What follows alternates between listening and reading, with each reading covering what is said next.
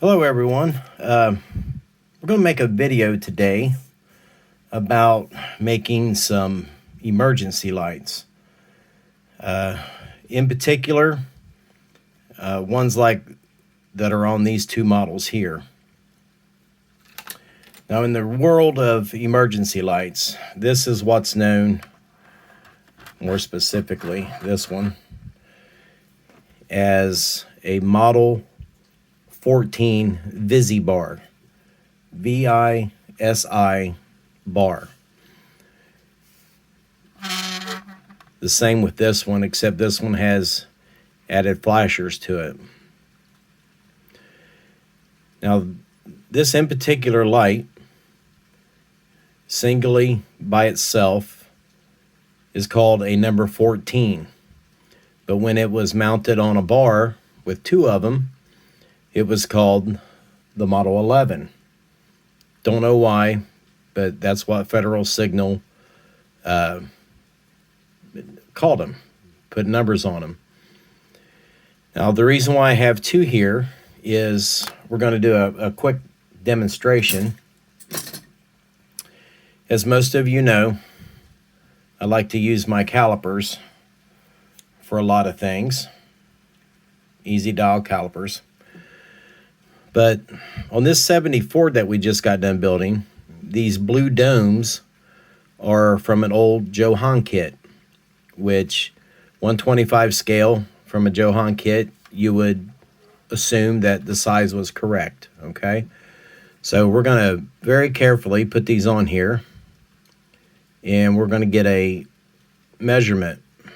So we got 319 thousandths as our diameter of that model kit piece. And over here on this one, I'll go back to 0. We have about 314 thousandths. Okay? See how that, well, let's open up a little bit more. See how that sweeps right through? I can feel it dragging on both sides. So about 321 thousandths. Okay, so not much of a difference. I see my bar is a little loose. Not much difference at all. A couple thousandths. So we need to replicate these domes with these. And what these are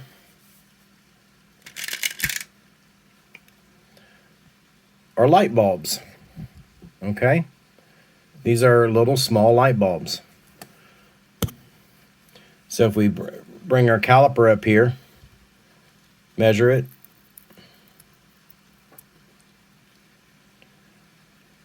about 318 thousandths, okay, for a diameter.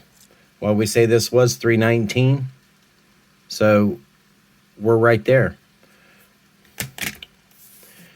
This light bulb I purchased off of eBay. This was the only information on the package when I got it. 120 MB from ceclighting.com. All right. I got a whole mess of them. I think I didn't pay much for these.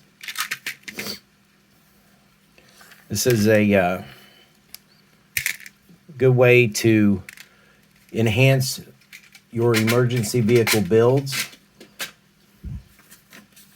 Again, let's go over the Visi-bar, which is the blue one.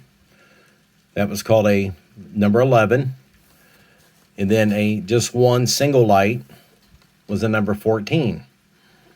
You can look these up on YouTube. There's all kinds of videos of them actually working, running on cars, whatever. But this was the Visi-bar twin beacon ray model number 11. The single light, a number 14. Pretty easy. So what we're going to do we showed you the what we're going to use for the dome. Some things we're going to use here to complete this. 80 by 80 square stock. Okay.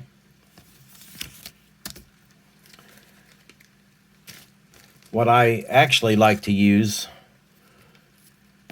on the bars that I have is a 40 by 156 flat strip.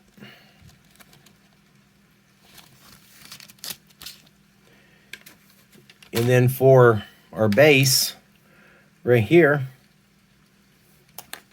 we're going to use some 11/32 tube, which, as you can see, it tells you the diameter is 0.343.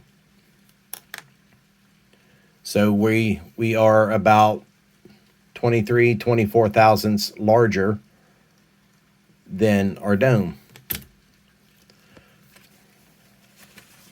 which is what you want. You know, if we have, you don't want them the same size. You want your base just a tad larger. So we bring this up here with a bulb. You can see it is just a tad larger. That's going to give us a nice area for, one, the dome to set on, and two, our internal guts that we will also be making for this. Now I've went ahead and done some pre-work here. We're going to go ahead and cut these two bulbs. I just put a piece of masking tape around them. It gives me a place to hold on to it so it doesn't go flying off the table after I get it cut. And I will try to show you guys how I cut these again. Diamond wheel on my Dremel tool. Probably should move these cars back out of the way a little bit.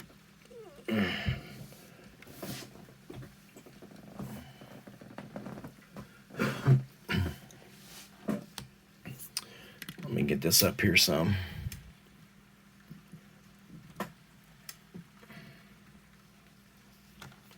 So put this on low speed. And we're just going to go around just on the bottom of the tape. As you can see, it cut right off. We'll take it, tap it, try to get it as level as possible.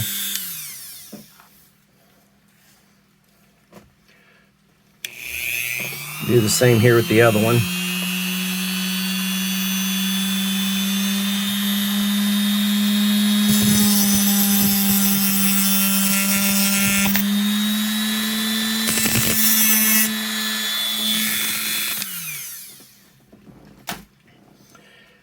Now let's peel off our masking tape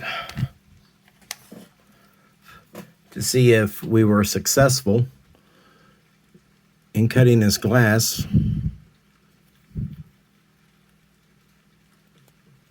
without cracking it.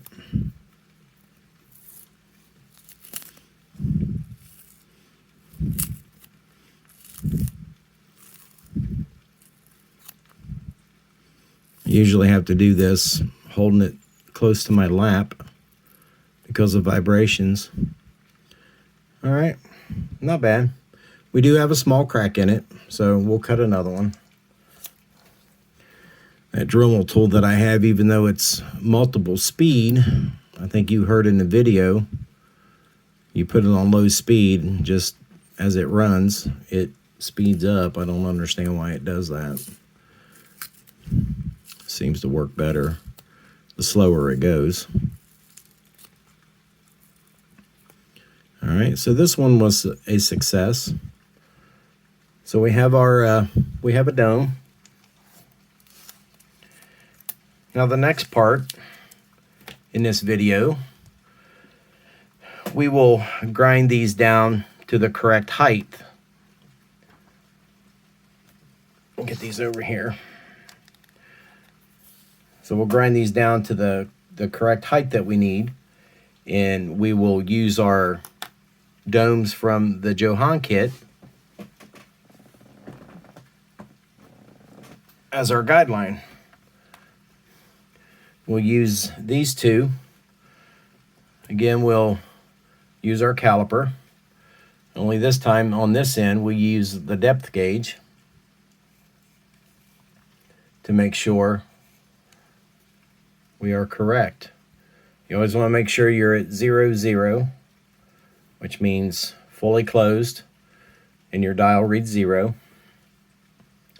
So I'm going to have to bring this up to me so I can get a good look at the depth.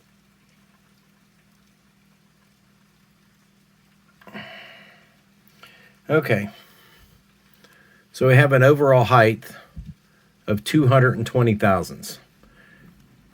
And all I did was set that on there. It's touching the top of the dome, and this part is touching the top of our base. So we want to hand grind these down to 220 thousandths. And as you can see, I haven't moved it. We have a little ways to go, but not much.